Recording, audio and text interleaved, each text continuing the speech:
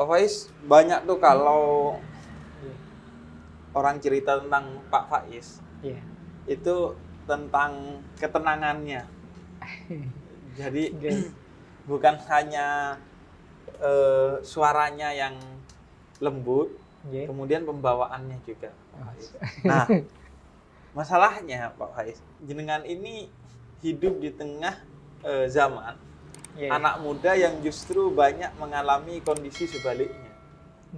Jadi mereka selalu dibuat terburu-buru, Iya. selalu dibuat gak tenang, gitu, Iya. menggebu-gebu dan lain sebagainya.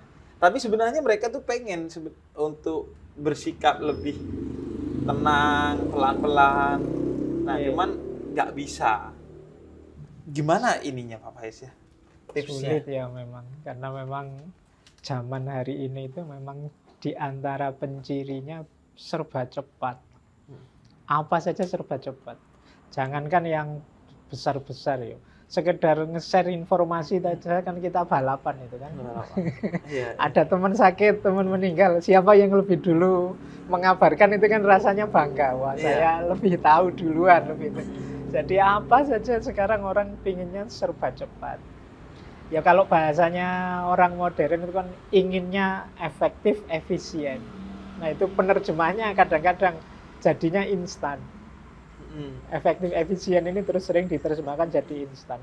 Apa-apa ingin segera, ingin cepat. Nah memang problemnya adalah kalau kita hidup hanya mengandalkan kecepatan, efeknya nanti dua. Yang pertama kita tidak bisa menikmati hidup. Hidup serba cepat itu kan kayak dikejar-kejar terus. Iya. Ngos-ngosan. Iya, ngos-ngosan. Yang kedua, banyak hal terlewatkan. Jadi waktu itu kan kalau kita tidak perhatikan, misalnya di sekeliling kita banyak hal bermanfaat, begitu kita pinginnya cepat saja, mungkin kita bisa dapat 5, tapi cuma dapat 2. Karena keinginan cepat itu tadi. Dan mungkin ini juga Pak Faiz ya, akhirnya ada hal-hal yang sebenarnya menarik atau penting bahkan tapi terlewatkan. Iya. Kayak saya dulu itu ketika masih ngantor, kan sering kali atau bahkan selalu itu terburu-buru karena berkejaran dengan waktu. Nah akhirnya ada teman-teman tuh yang cerita, oh di sana tuh ada taman bagus, ada kafe bagus, yang sebenarnya tiap hari saya lewati. Tapi saya gak ngeh gitu, karena terburu-buru. Iya, karena kita terburu-buru. Kalau pakai bahasa lain, kalau kita selalu dengan mode terburu-buru, khawatirnya dangkal. Jadi kalau ilmu misalnya terburu-buru, ya hasilnya dangkal. Jadi ngertinya hanya itu, dia tidak telaten untuk sabar, mungkin banyak hal lain yang harus saya ketahui. Itu kalau dalam hal ilmu. Jadi maka ya penting untuk latihan sabar, mengendalikan proses, mengendalikan kesabaran mengikuti step-step sesuatu. Ini menurut saya penting. Makanya tadi saya sebut yang pertama, kita itu sering tidak menikmati hidup. Orang itu kalau mengejar kesuksesan ya, mencari keberhasilan ya, segera ingin hidupnya naik derajatnya ya. Tapi yang sering orang lupa itu menikmati step demi step, tahap-tahap dalam hidupnya ini. Ini yang kemudian ya bahasanya tadi ingin cepat, tapi padahal proses itu kan juga perlu kita nikmati. Itu antara lain efeknya. Tapi ya memang generasi hari ini mungkin sejak lahir sudah terkondisikan begitu. Beda zaman saya, mungkin termasuk era Habib ya. Zaman kecil itu kan masih banyak hal yang membuat kita ritmenya tidak secepat hari ini. Saya ngalamin era tidak ada listrik, kemudian ada listrik. Saya ngalami era tidak ada internet, kemudian ada internet. Mungkin zaman Habib awal-awal dulu kalau nulis ya ngetik biasa. Ya, pakai mesin ketik. Ya, terus komputer itu era zaman dulu MS-DOS sama yang pakai WordStar, saya masih ingat, saya skripsi saya pakai WordStar Pentium dari yang paling awal sampai jadi yang kalau ngeprint itu satu halaman bisa 1 menit sendiri, krik, iya kan itu iya. Itu kita mengalami yang ritmenya agak lambat, tapi sekarang kan sekali ngeprint bisa 1 menit sekian puluh halaman, sudah cepat. Jadi memang modenya hari ini itu mode yang serba cepat. Maka penting memang kalau bahasanya filsafat itu ada momen-momen kita menarik diri sebentar. Termasuk yang muda-muda. menarik diri dari dari dilibat oleh sistem yang serba cepat ini. Kalau dalam agama ada momen kita dianjurkan melakukan muhasabah, kita dianjurkan melakukan tafakur, tadabbur tentang ritme hidup kita ini. Itu menurut saya momen-momen yang penting kita manfaatkan. Bukan berarti kita harus lambat, Pak. Enggak. Cepat oke, efektif oke, efisien oke, tapi semoga tidak dangkal tadi. Semoga tidak banyak hal yang penting-penting terlewatkan. Semoga tidak membuat kita tidak menikmati hidup, akhirnya kurang bersyukur. Iya. Tapi mengendalikan dirinya itu gimana, Pak Faiz ya? Agar tadi kayak sabar dan lain sebagainya. Kalau untuk saya sih, saya enggak tahu kok tiba-tiba kata orang, wah Pak Faiz itu. Padahal mungkin ya enggak juga, ya kadang-kadang ya gelisah juga, kadang-kadang ya bingung juga, kadang-kadang ya rasanya terburu-buru juga pasti ada itu. Tapi menurut saya begini, jadi untuk ritme yang cepat tadi, kalau bahasa permobilan, itu kita harus punya kendali penuh terhadap mobil ini dan remnya juga harus pakem. Jadi kita tahu kapan kita ngegas, kapan kita ngerem. Jangan gas terus. Naik kendaraan itu kadang, saya kok gini ya, itu mungkin perlu menarik diri sebentar. Saya kok sudah rutin kayak gini terus, apa ini kondusif ya, apa ini positif ya? Itu saatnya kita. Jadi momen muhasabah ini diaktifkan. Sehingga nanti kita tidak terjebak muter di situ terus, sistem. Saya ingat ada seorang filosof, namanya Marcuse dari Jerman. Dia mengibaratkan hidup kita yang serba cepat hari ini itu seperti kita naik bis mewah. Bisnya ini mewah, fasilitasnya luar biasa. Mungkin di dalamnya ada karaoke-nya, ada AC-nya, ada toilet mewah macam-macam. Tapi kita tidak tahu bis ini mau kemana. Jadi apakah ke jurang ataukah ke mall atau kemana. Yang penting bisnya mewah. Nah, hidup kita hari ini karena kita modenya serba cepat, kadang-kadang kita lupa. Kita ini mau apa sih? Iya, kita ini arahnya kemana? Tujuannya apa? Kita punya HP canggih, kita punya mobil mewah, kita punya jabatan tinggi, gelar hebat. Terus buat apa, untuk apa, mau kemana? Nah, ini pertanyaan yang sering sulit dijawab oleh kita hari ini. Jadi maka sindirannya Marcuse menurut saya menarik. Jadi bis mewah ini kita tidak tahu mau kemana. Nah, era yang kita sebut teknologi informasi digital dan lain sebagainya, ini terus mau apa? Kalau sudah 4.0 terus mau apa? Kalau sudah canggih teknologi kita mau apa? Ini yang jarang kita pikirkan. Sehingga katanya Mahatma Gandhi kan, manusia itu teknologinya canggih tapi tidak humanistik. Nah, humanistik ini bagi saya ya termasuk arah tadi. Ini mau dibawa kemana? Nah, karena kita sangat cepat, apa-apa lari, apa-apa pingin segera nyampe, pingin segera. Cuma targetnya target artifisial kalau bahasa ya. Target sementara yang ini tidak esensial. Jadi kayak tempat transit sementaranya saja, yang itu kita ingin segera sampai. Tapi setelah itu ya sudah. Kayak kita kalau kebut-kebutan naik mobil luas buanter, tapi terus sampai rumah ya terus nggak ngapa-ngapain. Iya. Jadi seolah-olah diburu pengen apa, tapi begitu sampai kamar kos ya santai-santai lagi, nggak ada apa-apa. Wong tadi pelan-pelan menikmati di jalan kan bisa, mungkin banyak hal bisa dinikmati, disyukuri, lihat keindahan ya. Tapi kan pengen buanter terus ya nggak ada apa-apa. Dan ini kalau saya tuh sering berpikir Pak Faiz, sengebut-ngebutnya kita lebih cepat berapa menit sih ketimbang orang yang nggak ngebut. Ya. Jadi makanya ada tokoh Stoik namanya Marcus Aurelius itu. Ini ada pepatah Stoik yang terkenal sekali. Alam semesta ini tidak pernah terburu-buru, tapi semuanya tercapai. Jadi, contohnya gimana tuh Pak? Iya, matahari dari timur ke barat, apa pernah ke susu? Biar segera nyampe barat, segera kan enggak. Ya dia sesuai saja ritmenya, sesuai asalnya. Musim berganti kan ya sesuai saja aturannya, tidak pernah terburu-buru dan semuanya tercapai. Semuanya tercapai. Iya. Karena mereka sudah menjalani sesuai dengan tujuan itu. Ada tujuannya, dia tahu mau kemana dan untuk ke sana dia butuh kecepatan sekian dan lain sebagainya. Jadi dia ngerti pola yang harus dia jalani. Jadi sebenarnya tadi yang Pak Faiz singgung ya, Yang terpenting itu kedaulatan diri, sehingga kita bisa mengukur jadi seharusnya ini berapa lama. Sering saya bilang kuncinya orang hidup itu 2, tahu diri dan tahu batas. Tahu diri itu tadi, ngerti aku ada di mana, posisinya di mana, tujuan hidupku apa, itu bagian dari tahu diri. Besok mau apa, dan lain sebagainya. Yang kedua, tahu batas. Jadi tahu batas itu kita bisa mengendalikan keinginan-keinginan kita. Kita bisa ngontrol diri kita sepenuhnya, itu bagi saya tahu batas. Banyak kegelisahan kita hari ini justru sebabnya adalah kita lupa batas kita. Nggak tahu entah itu terlalu rendah atau terlalu tinggi. Jadi kalau ingin bahagia, bagi saya ya kuncinya 2 tadi. Tahu diri dan tahu batas. Ngomongin tujuan tuh kan kalau di filsafat ada teleologis ya, Pak Faiz ya, tentang bagaimana pentingnya tujuan, menentukan tujuan. Nah kita itu kan anak muda sering ya jalani aja gitu.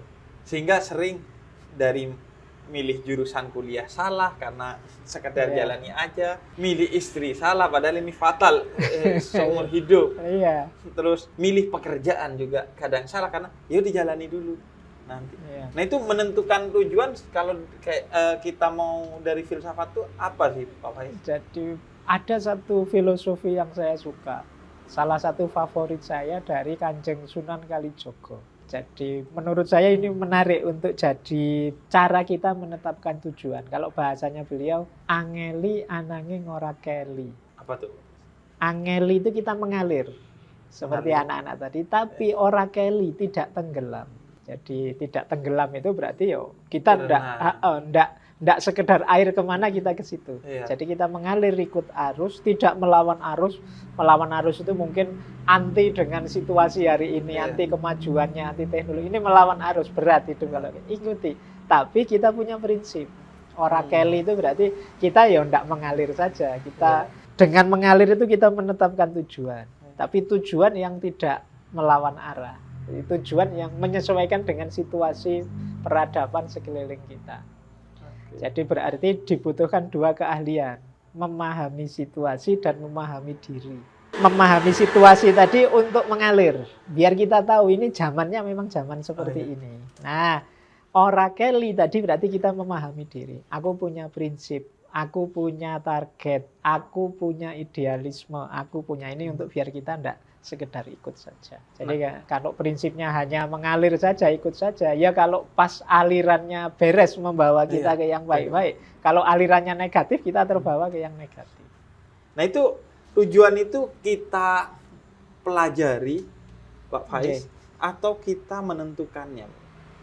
Ada dari luar, tujuan itu harus seperti ini, atau enggak?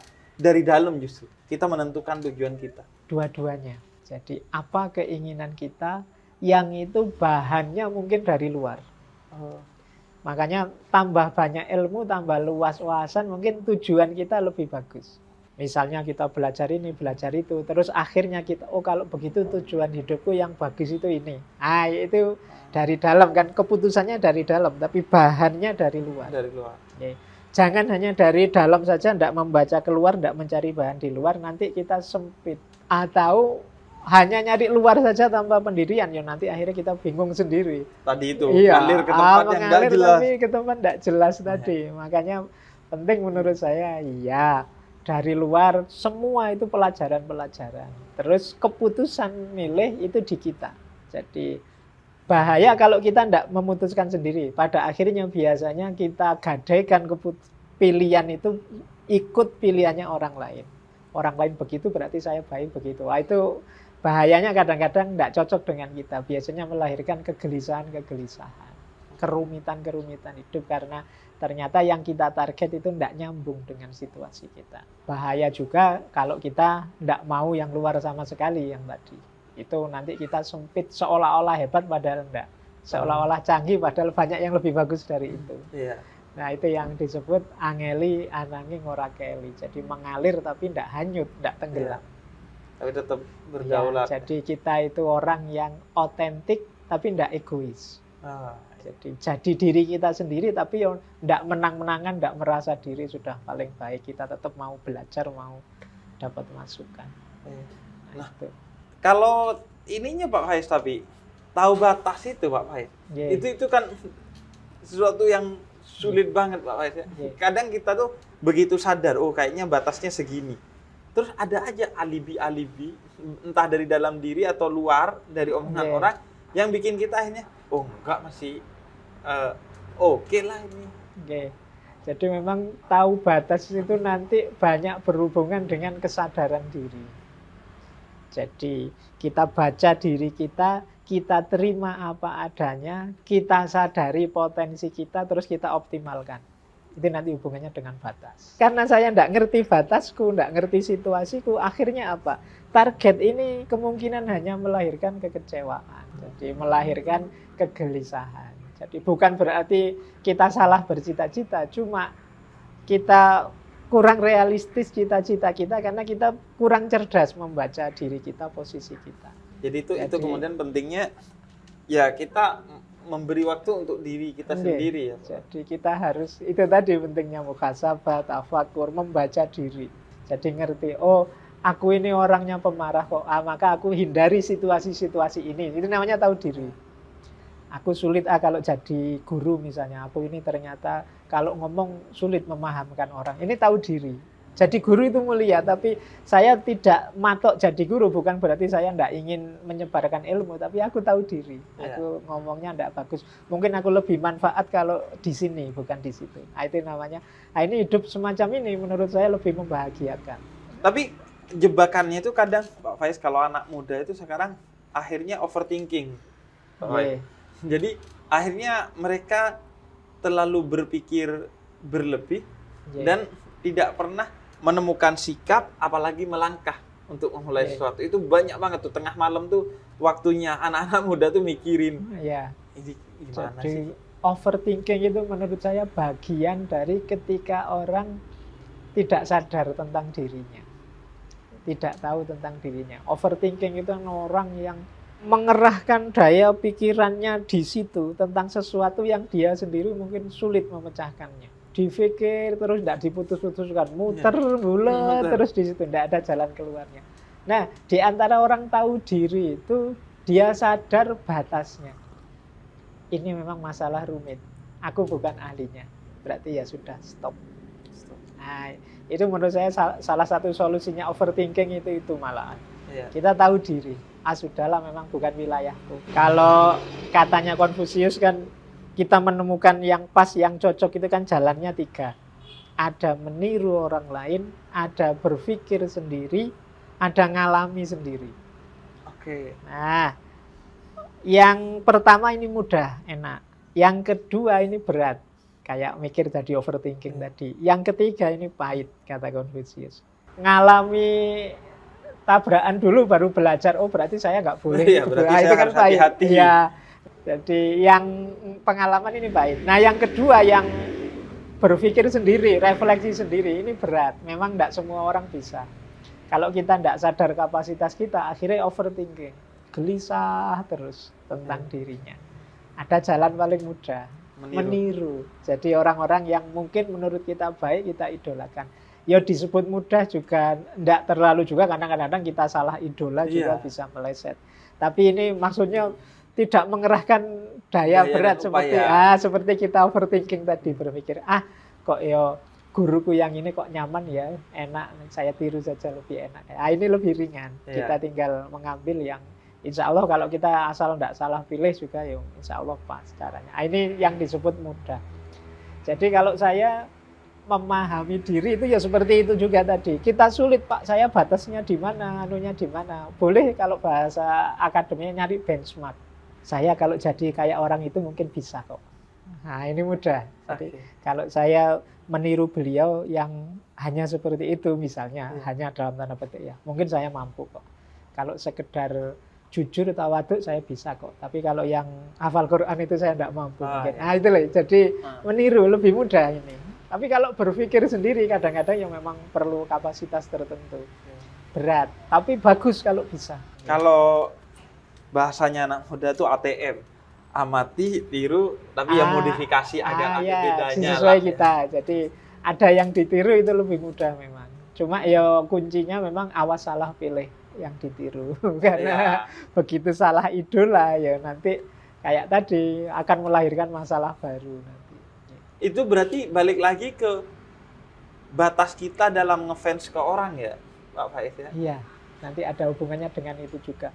Wong kita itu kan sebenarnya makhluk yang sangat terbatas. Kalau apa saja kita pikirkan sendiri, sebenarnya kita tidak akan bisa hidup kok. Kopi ini saja, kalau saya sambil mikir, ini jadi cappuccino kayak gini, bahannya apa ya, terus gambarnya bisa kayak gitu, caranya gimana ya. Itu mungkin ya kita gelisah sendiri, ada masalah, nambah problem.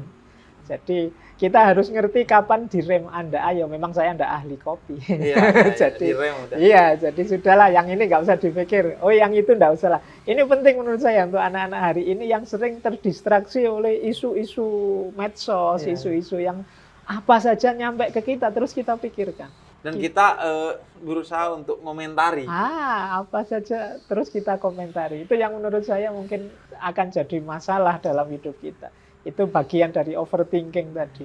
Harusnya kalau kita tidak mikir tidak apa-apa kok. Wong yo siapa kita misalnya. Tapi kita memaksa diri untuk komentar, untuk ikut mikir. Akhirnya sebenarnya yang kena dampak efeknya malah kita sendiri. Kita jadi gelisah, kita jadi tiba-tiba punya masalah baru, bahkan kadang-kadang punya musuh yang baru karena beda perspektif. Nah itu karena kemampuan rem tadi yang kurang pakem. Jadi ada kalanya kita begitu ada isu, oh ini bukan wilayah saya, ya sudah. Ada kalanya gitu saja. Mungkin banyak hal justru lebih baik begitu. Kalau saya bilangnya kalau kita sering overthinking, jangan-jangan kita ini bakat untuk sekolah filsafat. Karena filsafat itu kan mikirin sesuatu yang menurut orang berlebihan. Ngapain kamu mikirin hal-hal begitu? Bisa begitu juga. Atau juga sebenarnya enggak filosofis. Enggak filosofis. Iya, karena filsafat itu cinta kebijaksanaan. Kebijaksanaan itu orang yang ngerti kapan maju, kapan mundur. Itu bijaksana. Kapan harus berhenti, kapan harus lanjut. Sehingga ya nggak akan overthinking. Iya, nggak akan overthinking. Jadi makanya kalau ada orang, wah filosof itu ngeyelan, nggak bisa kalah kalau debat. Kalau ada orang sangat ngeyelan, bagi saya malah bukan filosof. Iya. Justru dia nggak tahu diri. Dia nggak tahu titik kebenaran di mana yang saya harus berhenti. Oh ini sudah. Jadi kalau orang ngeyel itu kan salah benar dia ingin menang. Nah kalau orang tipenya ini bagi saya malah bukan filosof. Justru filosof itu orang yang mau, oh iya engkau lebih benar. Itu bagi saya filosof. Dia mau berkomitmen pada kebenaran bukan pada egonya. Nah kalau berdamai dengan orang yang mungkin lebih benar itu relatif mudah ya Pak Faiz. Tapi berdamai dengan orang yang salah. Ini problem kita di medsos, kita udah tahu salah, kita benerin dia, tapi dia ngotot nih, Pak Faiz. Iya, jadi memang ngobrol dengan orang yang ngotot, yang cara berpikirnya pokoknya, itu ujian berat. Iya, itu sulit kita yang nggak bisa diberitahu pokoknya ini. Jadi itu titik kalau bahasa saya ya, titik ketika kita harus kayak bahasanya Al-Quran itu, Rasulullah kan pernah juga diingatkan oleh Allah kan, innaka la tahdi man ahbabta itu. Bukan engkau yang memberi hidayah, tapi Allah. Tugas kita cukup menunjukkan menurutku yang benar ini. Menurut saya yang baik begini. Monggo dia menanggapi apa sudah sebenarnya di luar kuasa kita sudah. Makanya Nabi itu kan di beberapa kesempatan kan sering bilang, apakah sudah aku sampaikan? Itu maksudnya ya sudah aku sampaikan, perkara nanti kamu ikut apa enggak ya sudah di tanganmu masing-masing. Nah, jadi menurut saya ya titik bijaksananya adalah kalau dia memang gelas yang tertutup yang enggak bisa ditambah lagi atau pintu yang tertutup yang enggak bisa dibuka lagi ya sudah. Yang penting sudah kita ketuk agar dia membuka pintu, bahwa ditutup terus ya monggo. Dan mungkin bukan soal kitanya, tapi lebih ke soal waktu ya Pak Faiz. Mungkin suatu hari dia akan mikirin apa yang kita omongin. Jadi kalau bahasa agama itu mungkin ya siapa tahu Allah ngasih hidayah pada suatu saatnya. Hari. Jadi dari kita hari. Tapi cuma loading mungkin, aja. Ya pancingan buffering. Jadi jalannya kita tapi tidak saat ini suksesnya. Mungkin kayak tadi buffering. Kayak tadi loh, orang nemu kebenaran kadang-kadang bukan dari kata-kata tapi dari pengalaman yang dia alami. Mungkin peristiwa apa membuka mata dia. Oh iya ya, berarti temanku dulu benar yang dikatakan begini. Mungkin akan ada itu. Makanya saya sering bilang tuh Pak Faiz, yang jauh lebih penting dari memberikan pesan yang baik adalah memberikan kesan yang baik. Iya. Agar kesan baik itu nempel sehingga suatu hari orang itu ingat kepada kita. Itu dulu omongannya salah tapi kok kesannya baik. Jangan-jangan benar tuh omongannya. Jadi biar tidak muncul mental block yang kita terus kayak WA itu kita diblokir oleh dia. Oh ya emang kalau kesannya buruk kan, oh ya pantas emang orang salah karena memang kesannya juga buruk sehingga pesannya nggak pernah dipikirin lagi. Gitu. Jadi ya itu penting untuk kita hari ini karena hari ini kan zamannya memang bagi saya ya digital itu kan era komunikasi. Yang cirinya hari ini itu antara lain tindakan komunikasi lebih penting daripada makna komunikasi kalau hari ini. Gimana tuh contohnya? Jadi orang yang penting aku komen dulu, yang penting aku kelihatan dulu. Ini kan tindakan komunikasi. Tidak mikir maknanya, isinya, efeknya dan lain sebagainya. Yang penting hadir dulu. Iya. Beda kalau kita ngobrol gini kan kita sambil mikir, milih kata yang enak, jangan-jangan Habib tidak berkenan nanti. Kok sebentar. Itu kan kalau langsung gini kan ada mekanisme otomatisnya. Tapi di medsos kan kesadaran ini jarang muncul. Jadi yang penting orang tampil dulu karena orang khawatir dianggap tidak ada. Jangankan itu, kadang berita teman sakit aja semuanya harus tampil mendoakan. Tidak cukup satu orang, mari bersama-sama kita doakan. Dan tidak gitu, semua kadang cuma di copy paste aja dari atasnya di copy ya kan semuanya.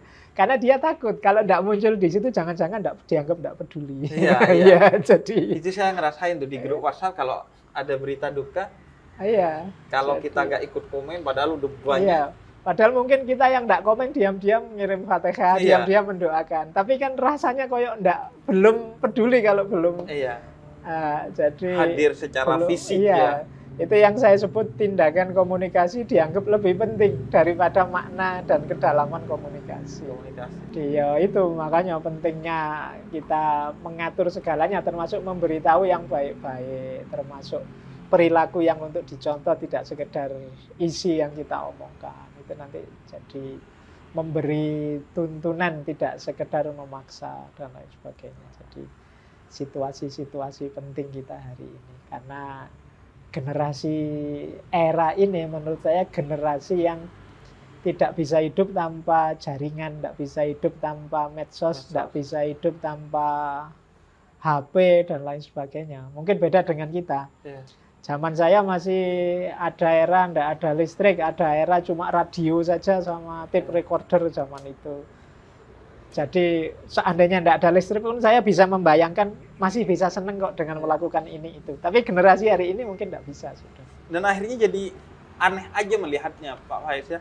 Karena teknologi itu kan dibikin untuk memudahkan kita dalam berkomunikasi.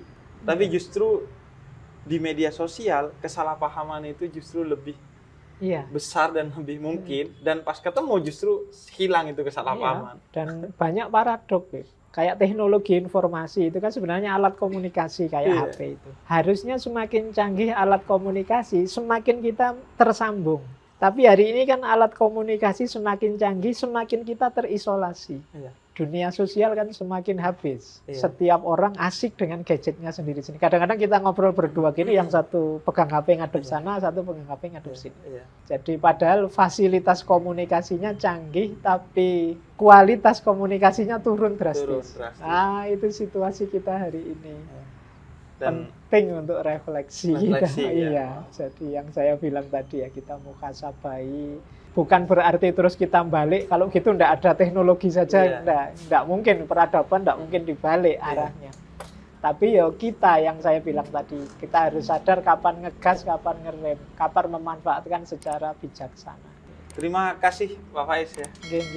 Ini obrolan ngalur ngidul yang penting manfaat.